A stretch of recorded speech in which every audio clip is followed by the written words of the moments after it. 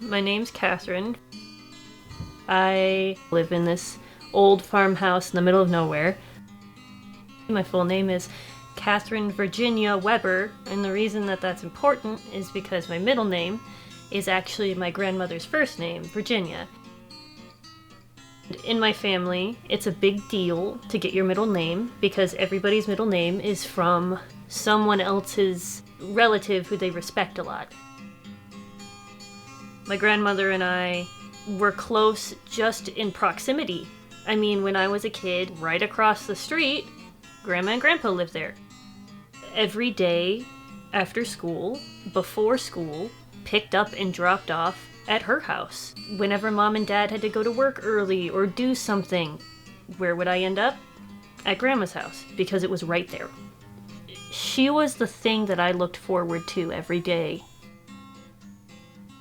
So my grandmother saw in the world all of the things that were unconventional and made them conventional.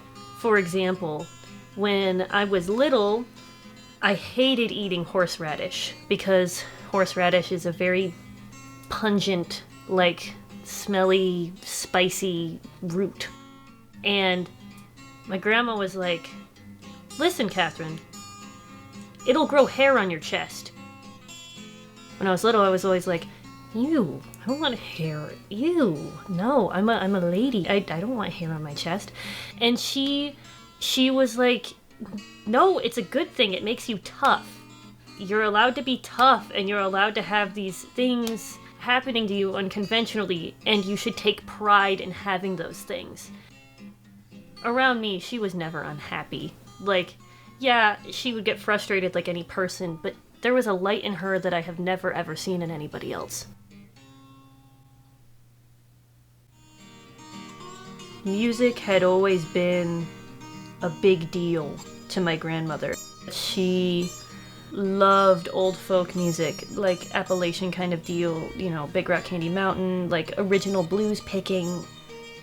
Her parents came here from Austria, and so all of those immigrants that learned the guitar and the banjo and sung folk music about being happy in America and being successful and alive and free, that was something she loved to hear.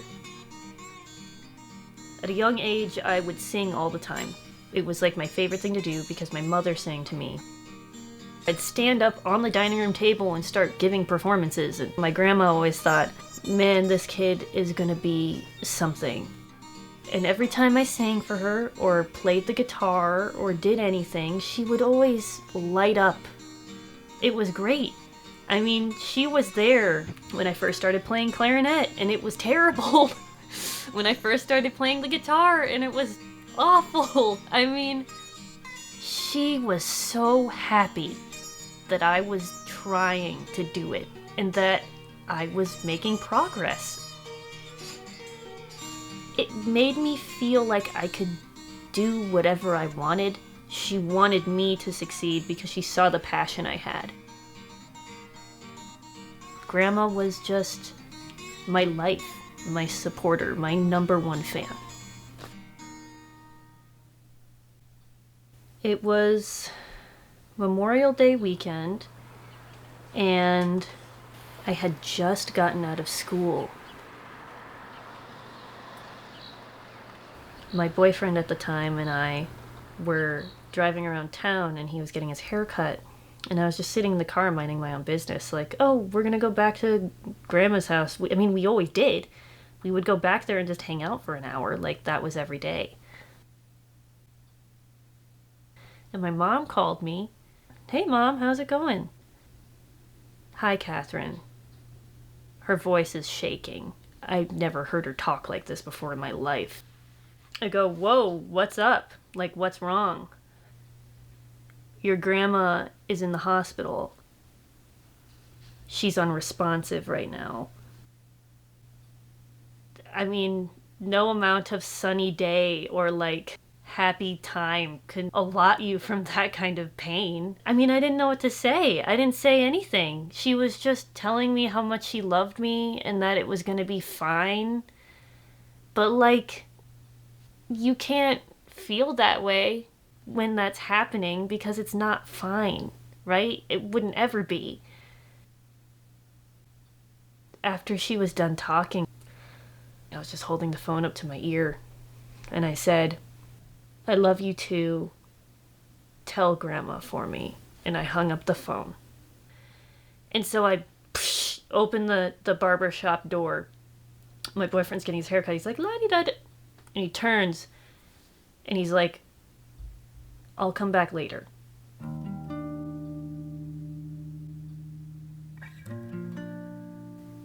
And so we were driving back to my house, and we pull up to my driveway, and I look to the left, and there's Grandma's house. It was weird looking at that place and knowing that she was not there and that she would never be there again. So we drove up my driveway, and we sat on my couch,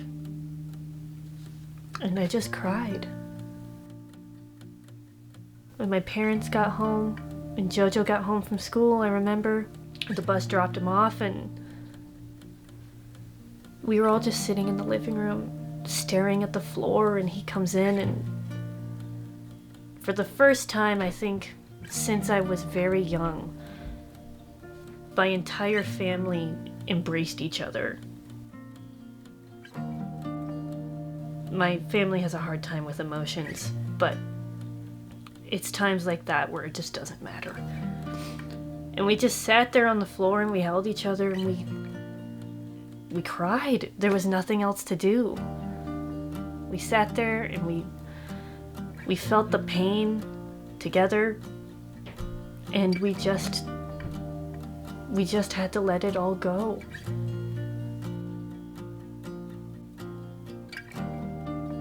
I learned later that day that she had simply had a heart attack and fallen down the stairs. I think the actual reason she died was because she had broken her hip on the way down, and the shock killed her. I think about that all the time because I was supposed to come home even earlier from school that day to help her with her cat, and I wonder how things would have been different if I had gone. But I think at the end of the day, it can't matter. Not that it doesn't, but it can't. There's no use in thinking about those kinds of things. I think it's better just to be thankful for what I did have and be proud of myself for letting all those feelings exist in me, both the good ones and the sad ones. Because as much as I'm trying not to cry right now, I mean, the fact that I'm this sad about it means that it meant that much to me. And so I'm really glad that I feel sad, you know?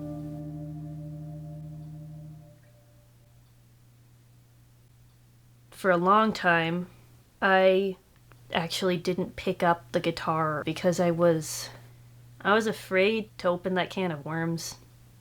I didn't know if it would just be bittersweet and I would just not be able to do it anymore because I didn't have that reinforcement in my life. I had learned through positive influence that music can be a catalyst for emotion, and it had been my whole life. Child me used music as a catalyst for joy. That week following her passing, it was used as a catalyst for sadness. After that week had passed, I looked at that guitar and I picked it up again, and I started learning how to play the folk guitar.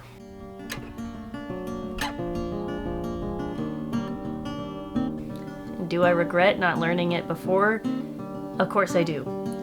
But I feel like playing that kind of stuff now keeps me close to her. For me, music is an ever-changing and everlasting grieving process. And that was just amazing to me because music is keeping me alive and it's keeping her alive.